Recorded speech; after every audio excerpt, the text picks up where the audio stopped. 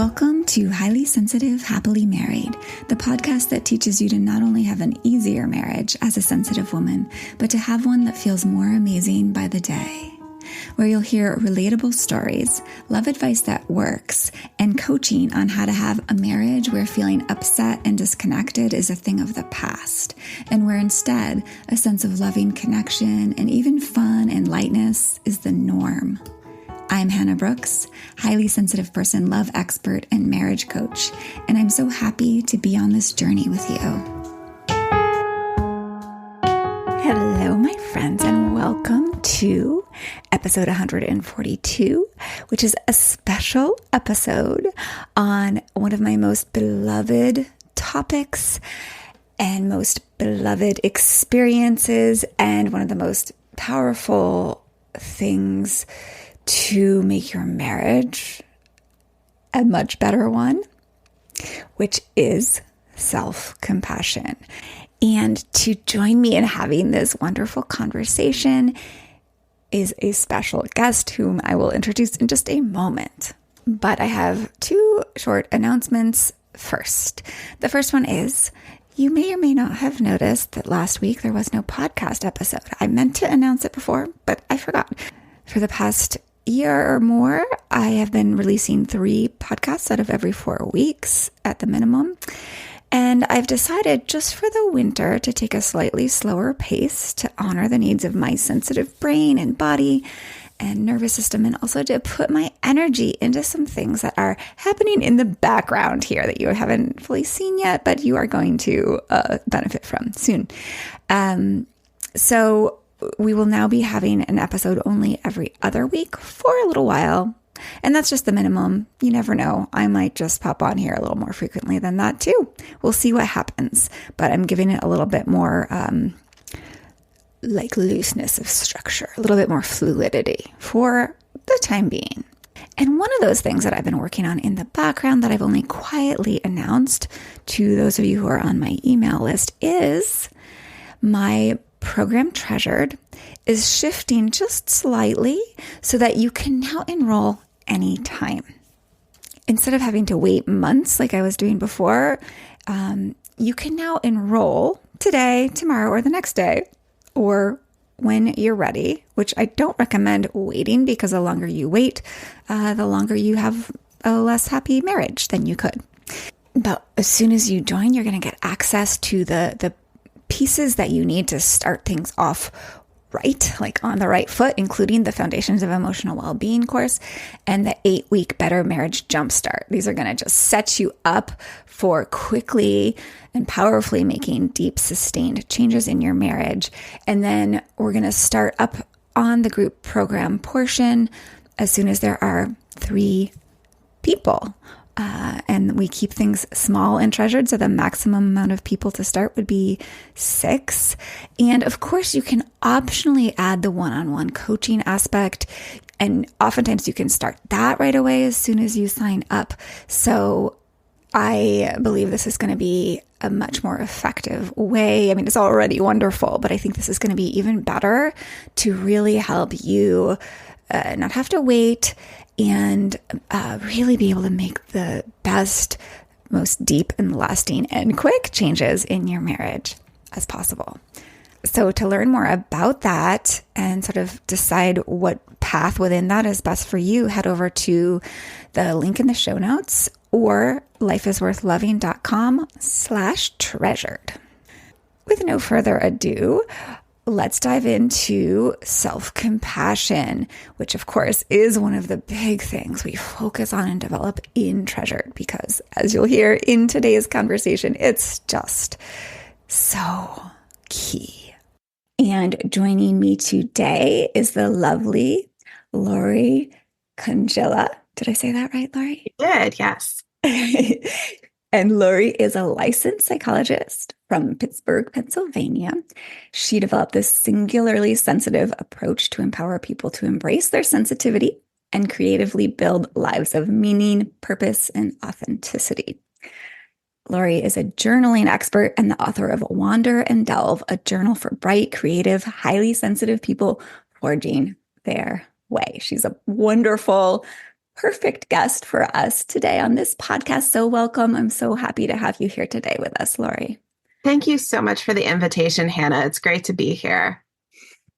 Oh, wonderful. So let's dive in. Let's just start with talking a little bit about what compassion itself is. So the topic today is self-compassion, but I thought it would be useful to sort of give a definition for what compassion is, and maybe even more in the beginning up front, like what it is not, because I think compassion is one of those words that can be really misunderstood. I So, yeah. agree. Yeah. So I think a lot of times when we hear or say compassion in an everyday sense, we might mean something more like feeling pity for someone or feeling bad for them. And it tends to be sort of a distanced, disengaged, kind of looking at a person or their situation and feeling some kind of strong negative feelings about what they're going through. Yes. And I think that doesn't really capture all of it. Compassion is definitely that feeling with what somebody is experiencing, but it's more because it's also feeling compelled to act, compelled to move in some way to do something about what that person is experiencing. And I think Yes. that's the piece that in our everyday language kind of gets lost. It's not just feeling bad for somebody, but it's wanting to do something about why you're feeling Mhm. bad for them. Yeah, I love that. And one of the things that I think it's so important to highlight also is that compassion actually has been shown to light up the brain, the part of the brain that's associated with pleasure.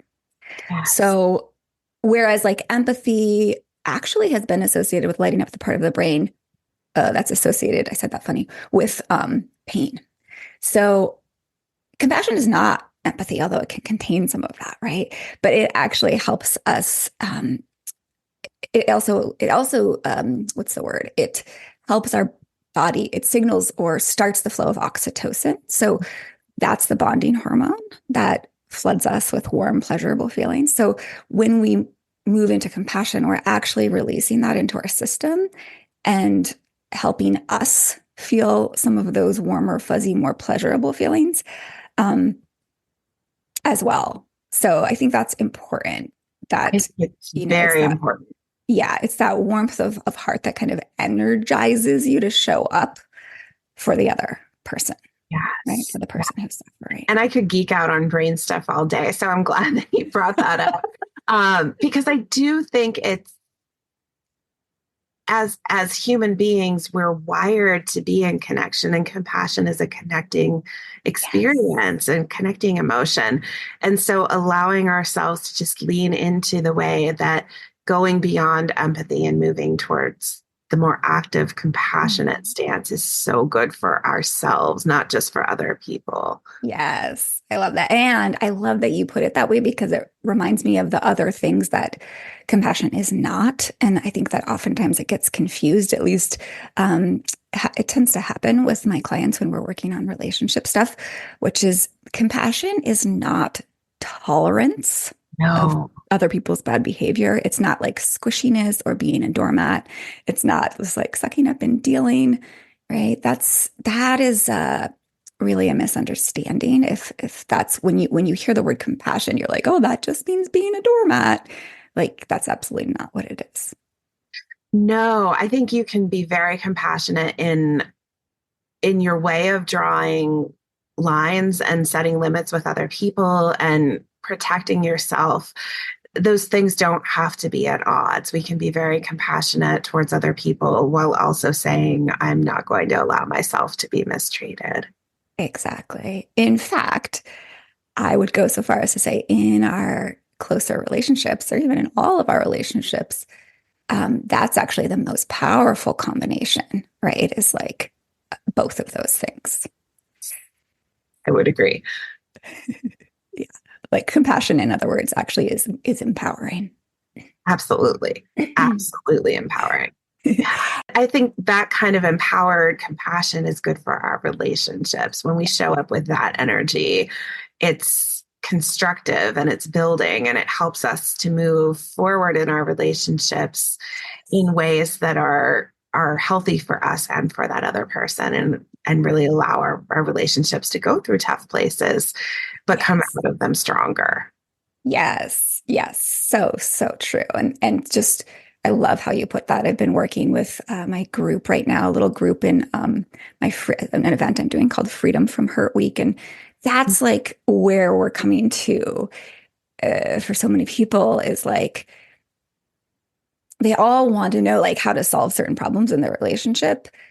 But the piece that's so easy to kind of skip over is the finding compassion piece, both for the other and for yourself. Because when we get there, we are more empowered and we are able to best communicate, right? And solve things with our partner collaboratively.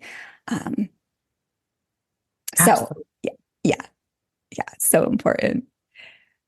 So tell me a little bit now. I mean, we've been talking about compassion in general. Let's talk a little bit more specifically about self-compassion. Self-compassion is really an art for most people to cultivate because it doesn't always come easily to do all the parts that really truly make up self-compassion. And one of the individuals who's done a lot of research on self-compassion is Dr. Kristen Neff. And Mhm. she, in her research that's both psychologically driven, but it's also brain-based, she really looks at the components of self-compassion being first to acknowledge what's happening. So we have to be able to be mindful and put into words and notice what's going on for ourselves before we can move on. So that's a component of it.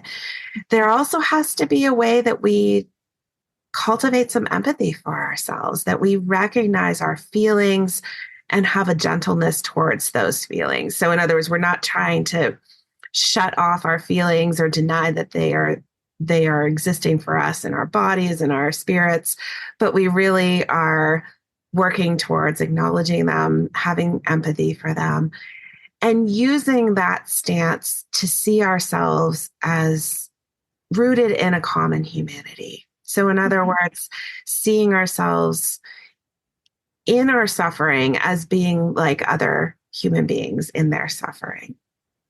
And while it sounds really easy on the surface to be mindful and to have self empathy and to see our common humanity and shared suffering, in the moment of trying to pull that all together in a self compassionate response, it can be really difficult. Oftentimes, people will stumble in one or more of those areas. Sometimes it's always the same one that catches a person up, or sometimes it may change. But I think it understanding what self compassion is part of what helped me to really understand why it's so difficult to do well. Mm. Mm. Yeah, absolutely. I I want to definitely in just a moment get into why it is difficult because I think there's a lot to that and I think it's just important. I think it's like the compassionate thing to do to help people understand why it is hard, right? Right. Um I want to just share a little bit. I love how you shared all of that and I like to think about it like people who are listeners to this podcast will have heard me talk about self-compassion maybe not using that term as frequently as I could, but you know, my everything is infused with compassion and self-compassion. And so the way that I've tended to talk about it is like the kind of what it's composed of is being sensitively aware of our suffering, right? And that is the Mhm. mindfulness piece. And then I like to think of it as kind of allowing that suffering or the feelings that are there without judgment um, and normalizing them, right? Like, hey, this is part of the human experience. Like it's normal that I might be feeling this, right?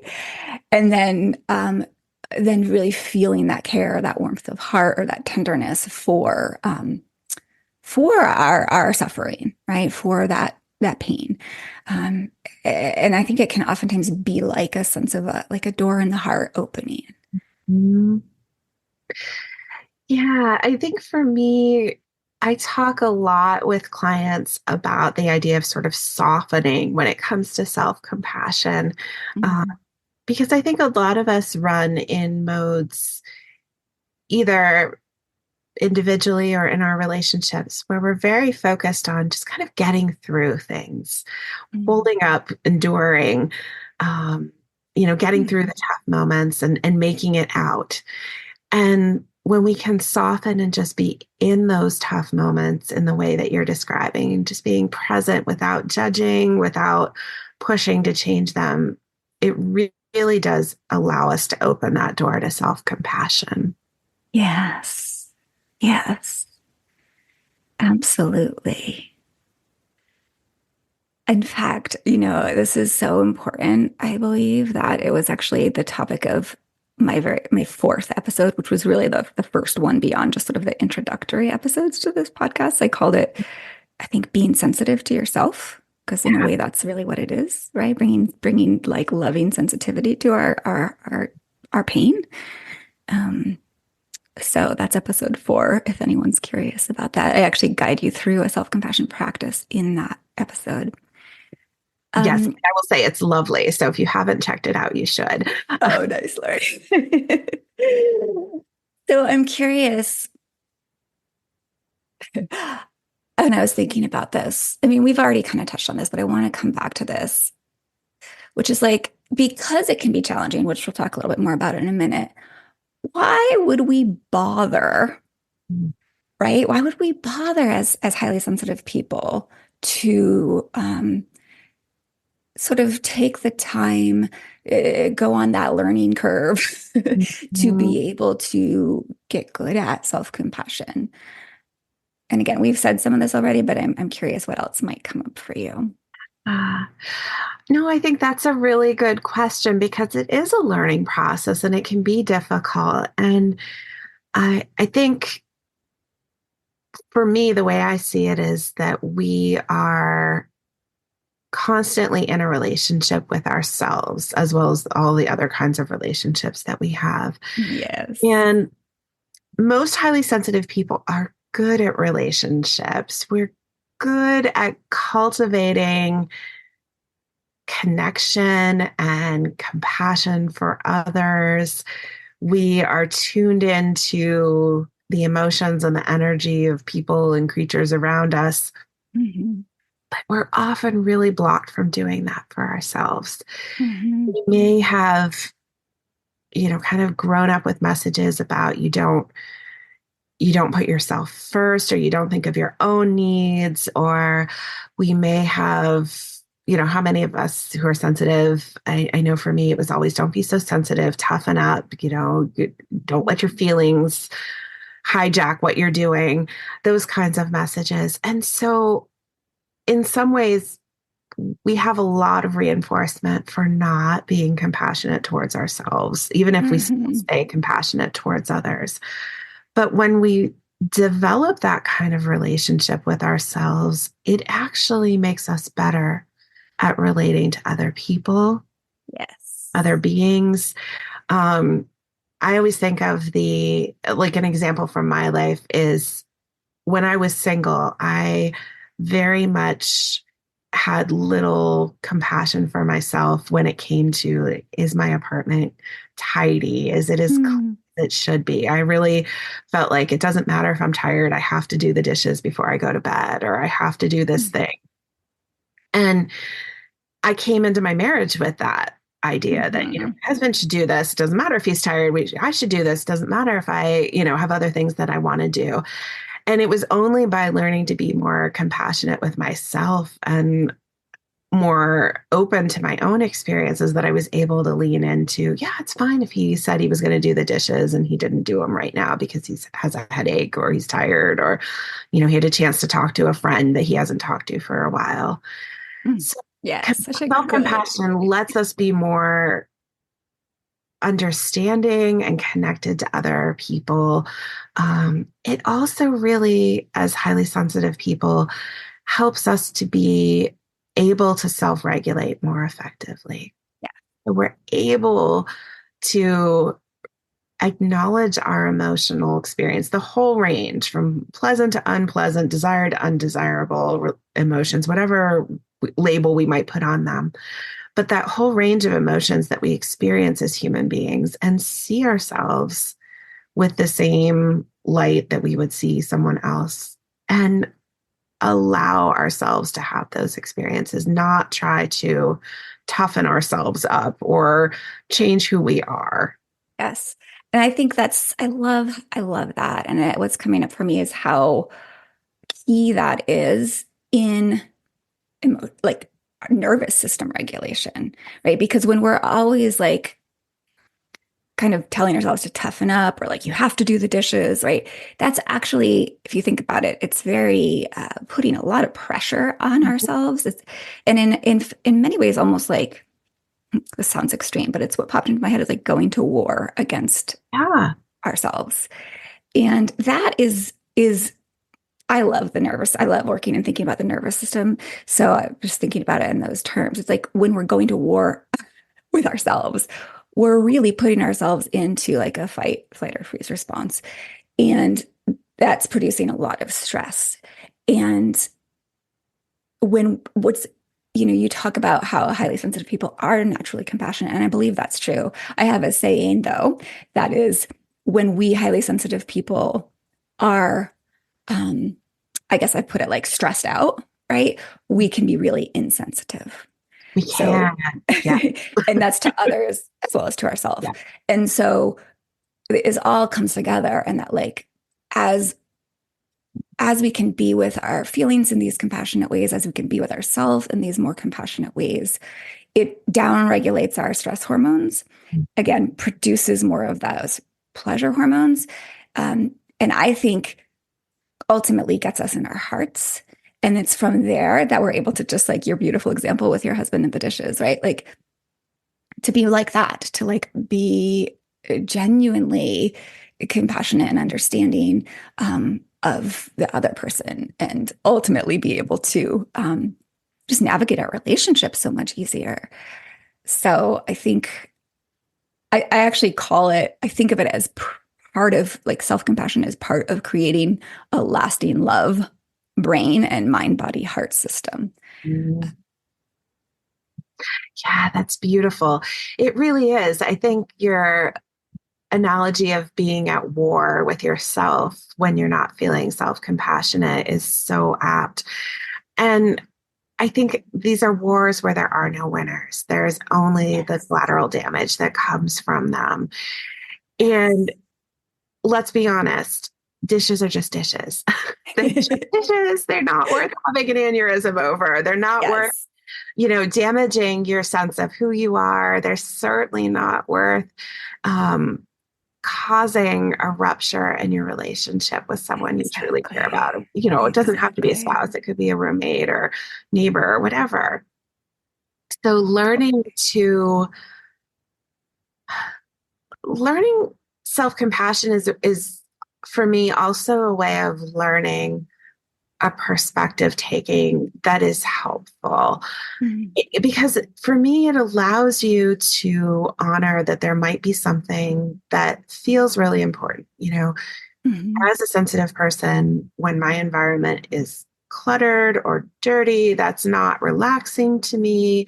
It Mhm. feels like it keeps my nervous system kind of on edge. So there's an importance to getting the dishes done. Mhm. But self compassion lets me step back from that. And instead of it being the only thing I'm seeing, I'm able to widen my perspective out in a way that says, is it the most important thing at this moment?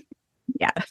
And, kind of gently bring a little bit of distance and space that I think helps with shifting that perspective and helps us to realign with our values and make those choices.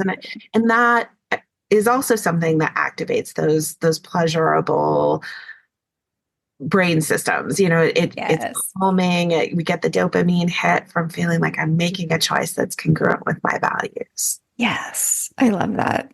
Absolutely. And I think, one of the things that I work with clients on, of course, like I love teaching people about how to guide their thinking, right? How to shift their perspectives. Some people might call this mindset work. It's really powerful in relationships. And it's oftentimes not very available to us to have that, get that distance to sort of step back, be able to decide, is this really important, right? Or to shift our mindset or our perspective until we, um, until we have brought some self-compassion in. So I really appreciate that you brought that point in. It's one of the biggest reasons for me why it's so important. And I actually want to add just one more little thing about why it's so important, which is that in particular in our most intimate partnerships, there so often can be a tendency to be like, hey, I think this is it's just a common place to go in our modern way of thinking about how relationships are supposed to be, is my partner's supposed to meet my emotional needs. And I don't think anyone does that consciously, that that's what our partner's job is. But I find that it's really common. And when we have that emphasis on his job is to meet my emotional needs, it just causes all kinds of problems in relationships. And so what I think is so beautiful about being able to be self-compassionate is that we we have true emotional needs as human beings, to have that tenderness, that care, that warmth of heart, that sensitivity given to us, right? We need to feel that.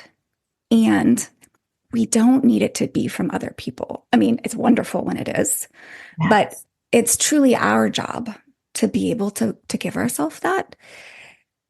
So when we know how, we don't need it from the other person as much. And that actually, weirdly and ironically, frees the relationship up to be more loving, more compassionate. So just wanted to slip that in there. I agree wholeheartedly. I think there's such a paradox to how self-compassion can really unlock so much potential in our relationships. I mean, as someone who works just with individual clients, I think oftentimes people come in and either have this very firm notion of, I just want to talk about myself and I want to focus on myself, or they come in and they're not sure how talking about themselves is going to make other people different in the way that they want, or allow their relationships to change. But I think bringing self-compassion forward and making it something that we actively are cultivating in our lives, it truly does unlock those relationship changes that are the kinds of things that we want, but we can't force to happen. Yes, exactly. Exactly. So let's talk about why it's hard. Let's dive into that for a few minutes. Why doesn't it come naturally to so many of us? Yeah, I mean, I think that's such a complicated question because there are so many different factors at play. There are all of the societal messaging reasons that keep it hard. I alluded to some of them before, the messages that we may have been exposed to about what it means to be a good person, what it means to care about other people, where our needs rank, if you can kind of use that thinking, in terms of, is it more important to get my needs met or help other people get their needs met? And so much of this has heavy moral and ethical tones to it.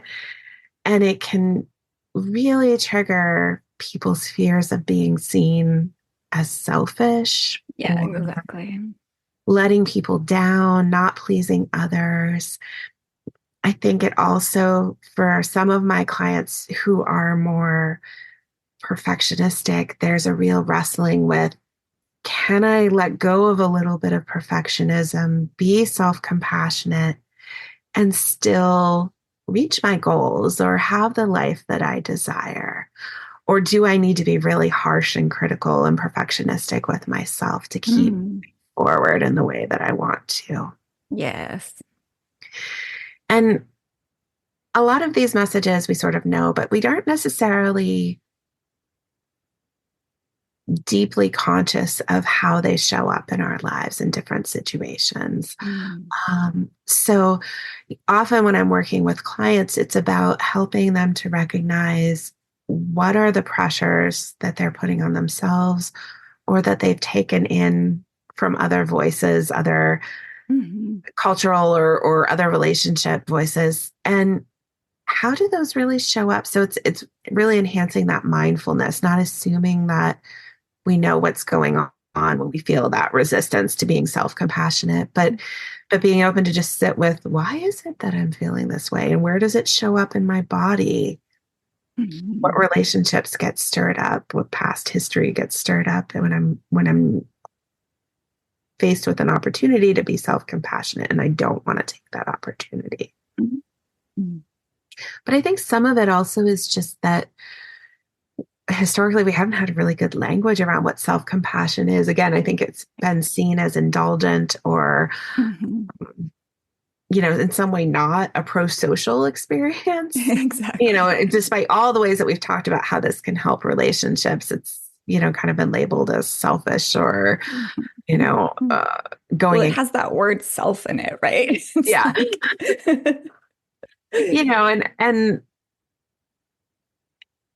it's the famous, put your own oxygen mask on first. If we can't demonstrate self-compassion, we will reach a limit to how much compassion we can show for others, because we can't be compassionate to others in ways that we haven't been for ourselves.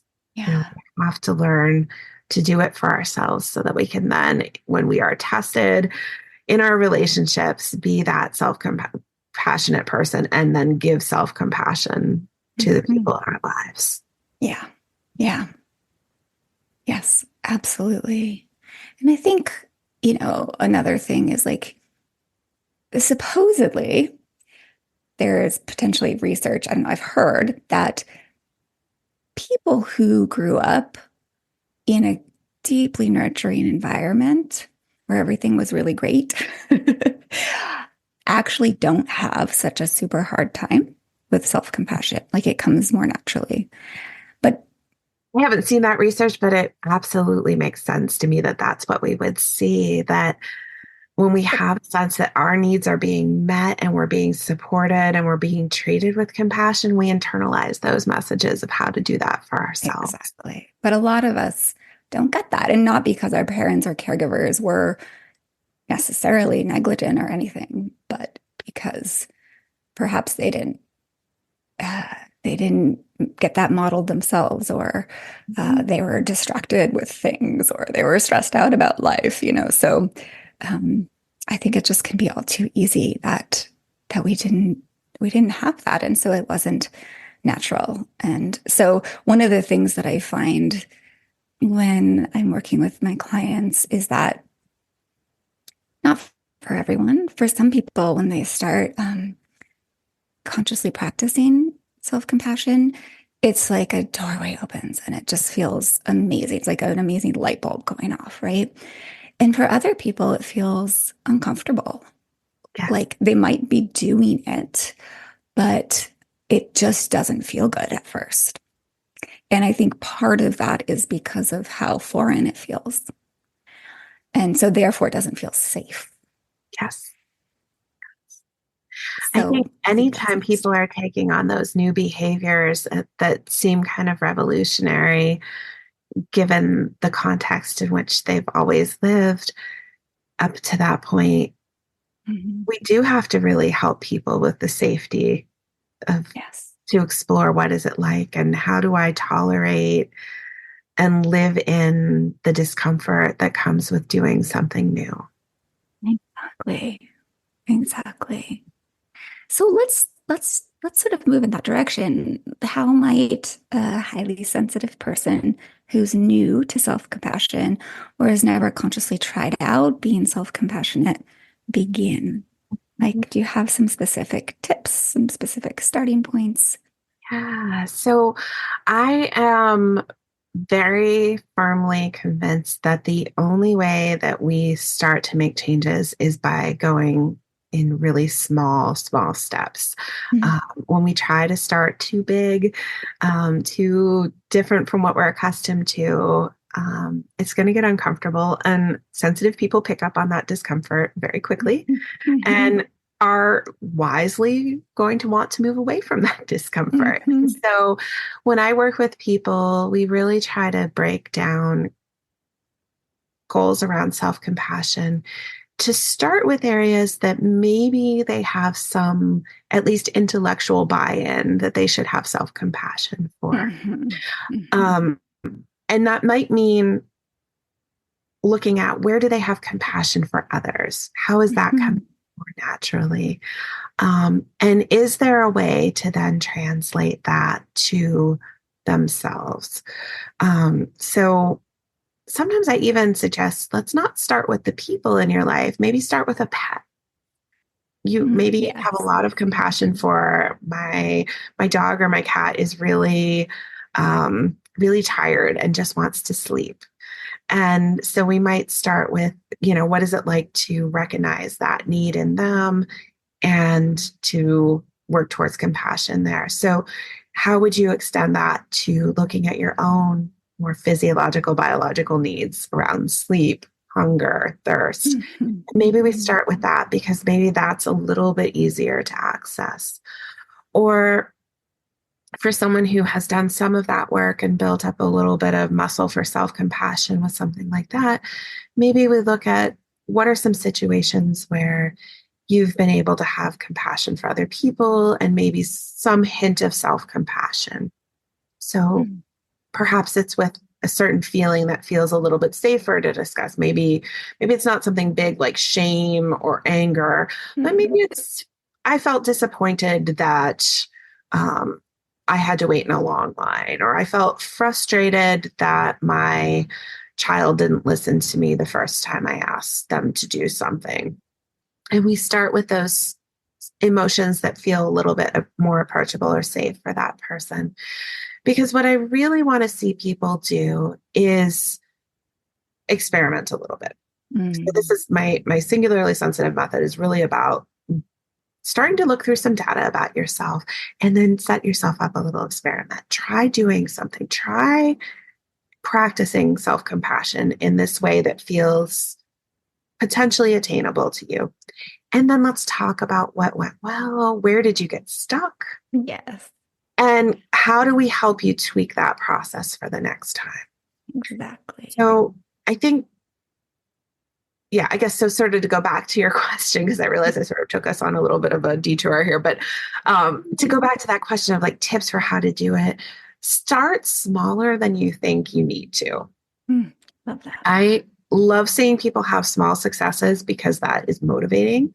We feel encouraged. We start to think, "Oh, this could be possible for me," and we have that physiological experience of some feel good chemicals coming out, and so Mhm. we'll want to try the next thing. Whereas if we are looking at a huge goal and trying to start with that biggest picture, maybe we'll get there, but more likely than not, people are disappointed. It doesn't go quite as well. And then that's a deflating experience on both an emotional level, but also that physiological level of the let. Mhm. So trying to work with how do we start so small that we almost can count on at least a partial success to build off of. Mm. Yes, absolutely. And I can almost hear people. I can almost sense like people who just, because it's so easy to want to go fast, right? Especially at Right. least my clients, like, Mhm. people who are like not feeling as great as they want to in their relationship and like really wanting to feel better, right? And I Yes. think we're also socialized to like go fast and like find the magic bullet and, Yeah. get to the finish line.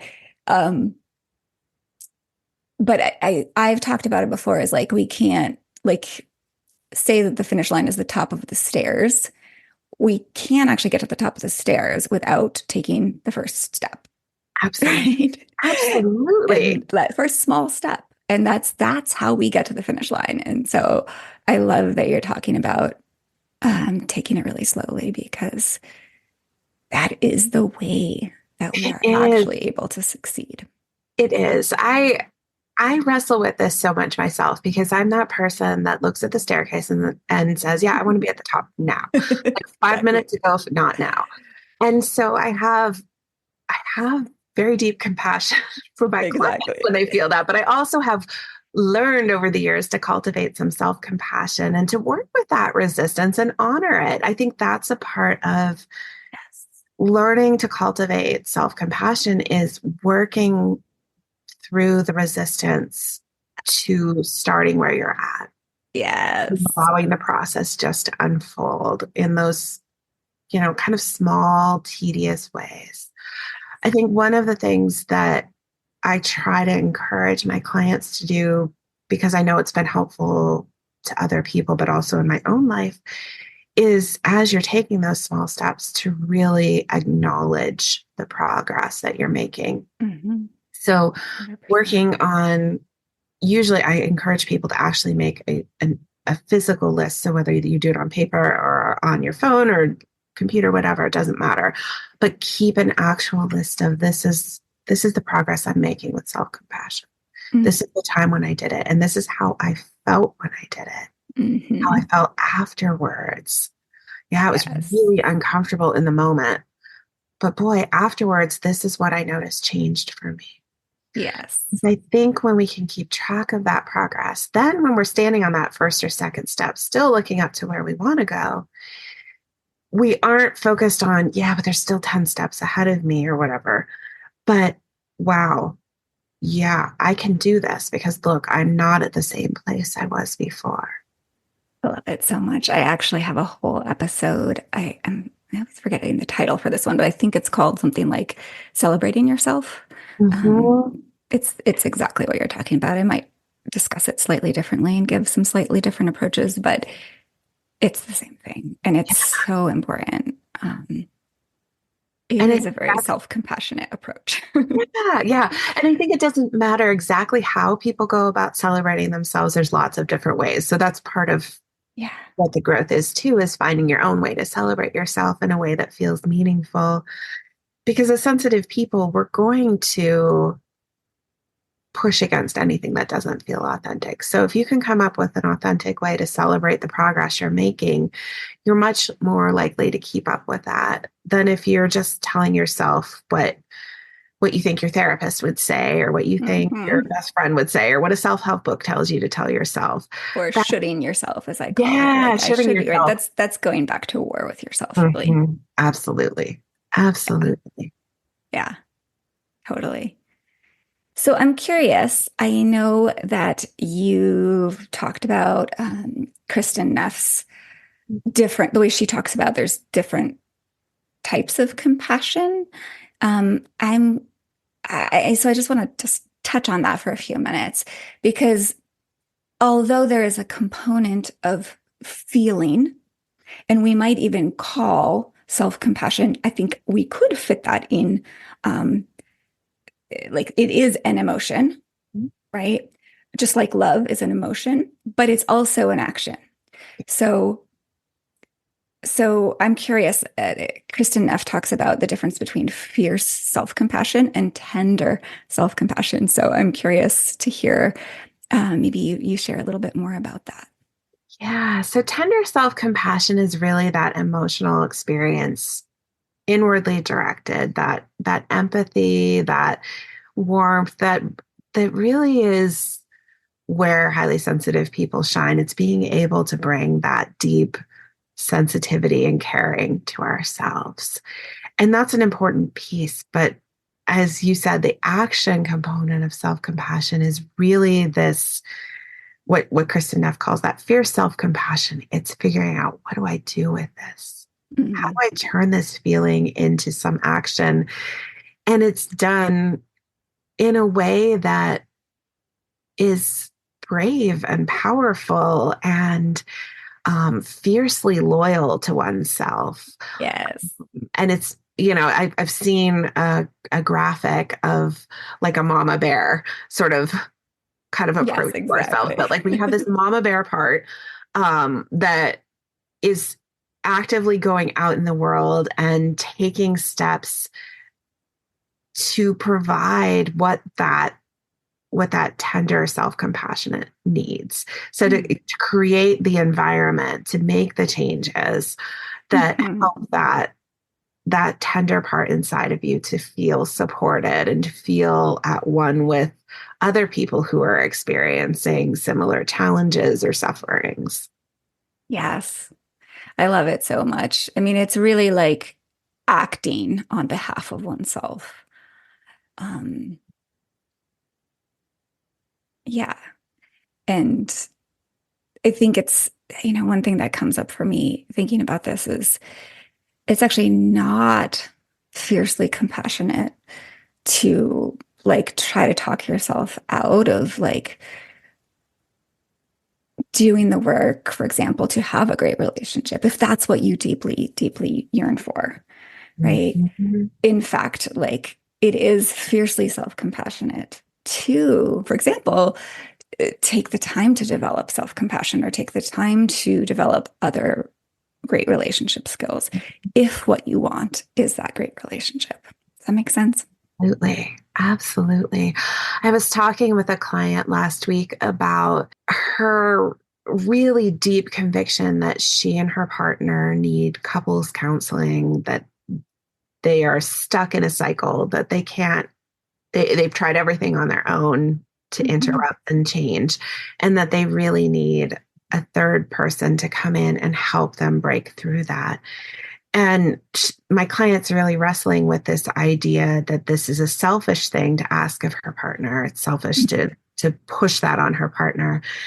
And we were able to do some reframing around how it's self-compassionate for her to be asking for this and to be loyal and assertive about what she needs in order to feel safe and comfortable in this relationship. Not physically safe, but psychologically and Right. emotionally safe in this relationship. And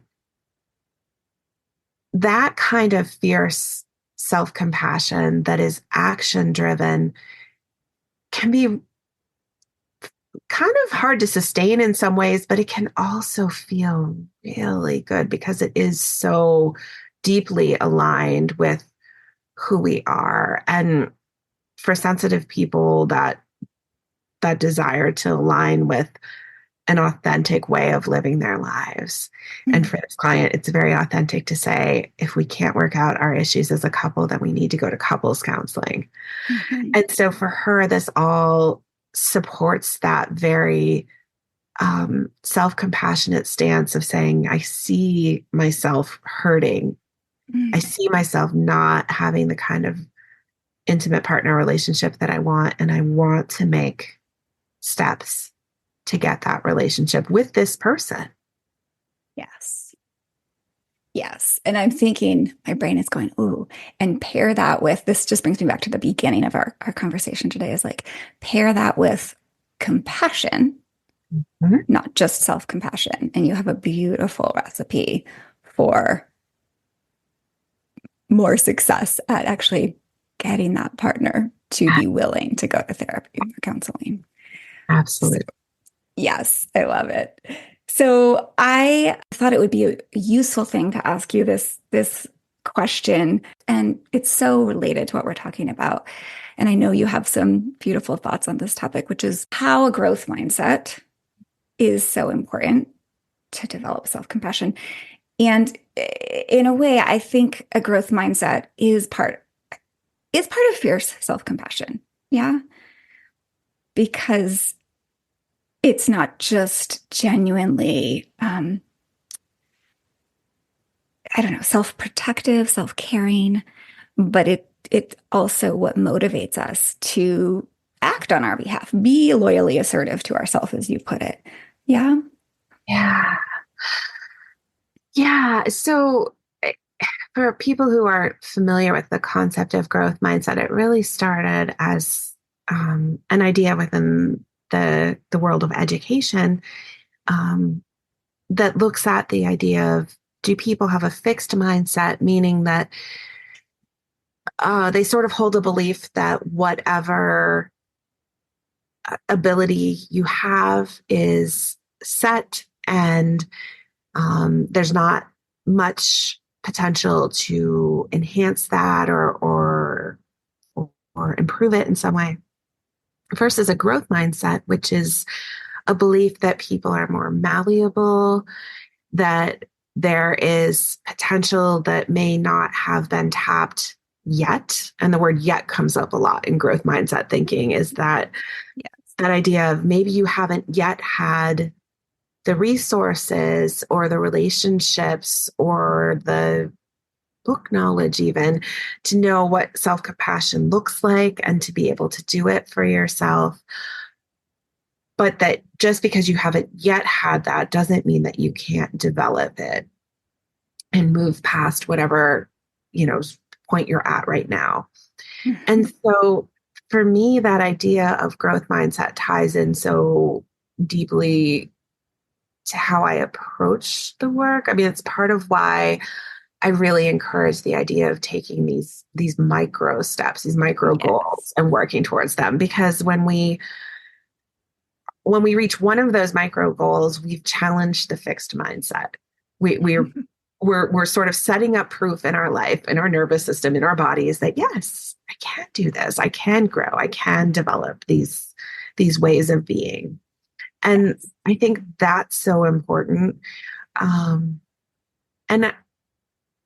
I don't know if highly sensitive people need a growth mindset more than anybody else does, but I think by virtue of being sensitive, by processing things deeply, by being so observant of subtle changes, highly sensitive people are very good at tuning into change processes and Mhm. using that growth mindset lens to look for the evidence that change is starting to happen. And so I think that's a way of really using who you are as a sensitive person to your advantage when you're trying to develop self-compassion or any other practice or habit.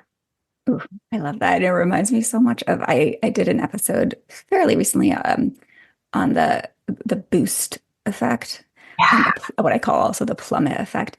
And I think that that's like it may not be that highly sensitive people should have like need to have a more of a growth mindset than non highly sensitive people, but when we do, we actually benefit more from it. Like when we do lean into learning and developing self-compassion, we actually like the research shows we thrive way beyond people who are not highly sensitive.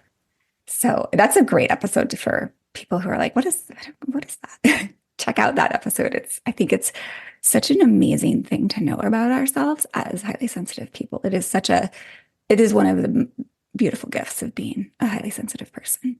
It is. And I think that's one of the things that the research so consistently bears out is that we do benefit from small positives in our lives to Yes. such a greater extent than non-highly sensitive people. So it truly doesn't matter if you didn't grow up with any awareness of what self-compassion could look like. It doesn't matter if it's all new to you.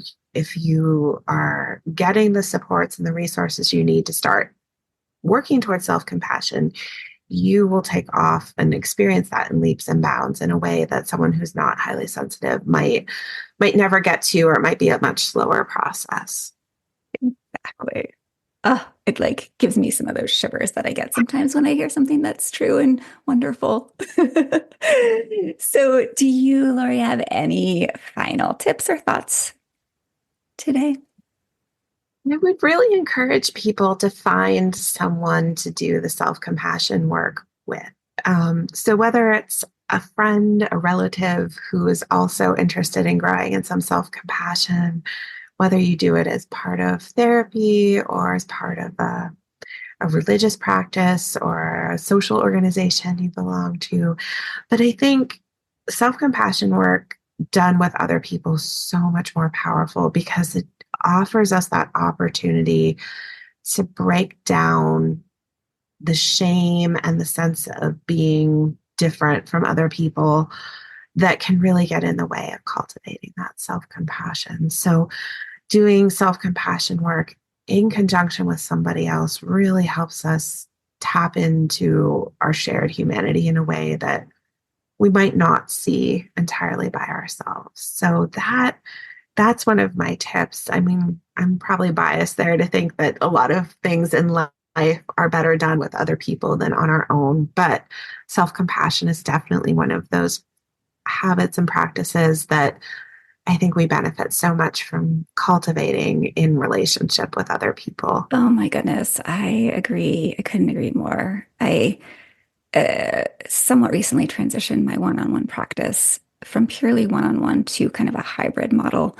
So I work with people in a very small group setting and then optionally one-on-one as Mhm. well. And what I found in that program, which is called Treasured, um, and of course, I bring and teach self-compassion deeply in there, um, is it's just so beautiful to witness. Like the it's kind of undescribable, Mhm. like how that's able to blossom and how much support can happen or does happen within that group context.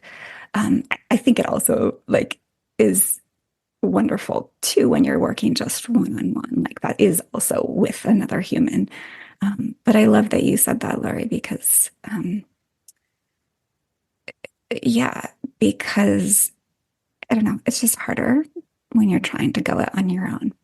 And having another person or a group of people can make all the difference. So, yes. And I'm sure you are amazing at supporting people with that too. I can just tell. Thank you. Um, I certainly try to because I do see it as being, keystone of what makes us healthy, happy, well-functioning individuals is being able to start with self-compassion. 100%. So, on that note, tell us where listeners can find you and get to know more of your brilliance. Thank you. Yeah. So I am online at www.singularlysensitive.com. I'm also on Instagram and Facebook at Singularly Sensitive.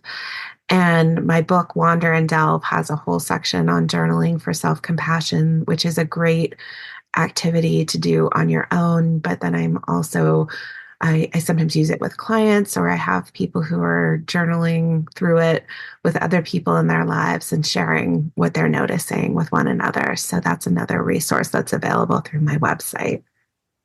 Beautiful. And we will put those links or a couple of those links in the show notes so people can just go there directly and with a click find you.